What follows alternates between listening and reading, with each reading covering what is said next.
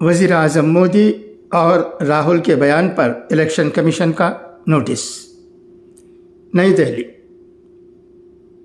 Election commission of India نے وزیر اعظم نریندر مودی اور کانگریس کے لیڈر راہل گاندھی کے ذریعے مبینہ طور انتخابی ضابطہ اخلاق کی خلاف ورزی کا از خود نوٹس لیتے ہوئے بی جے پی و کانگریس کو نوٹس جاری کیا ہے۔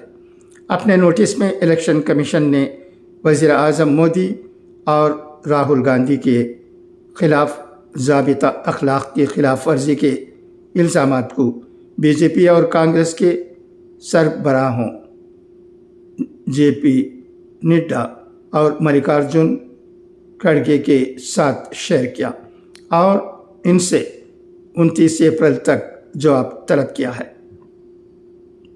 اے سی آئی کا کہنا ہے کہ ان دونوں پارٹیوں کے لیڈران کے بیانات انتخابی ضابطہ اخلاق کی خلاف ورزی ہیں، جس پر ان کی پارٹیوں کو جواب دینا چاہیے۔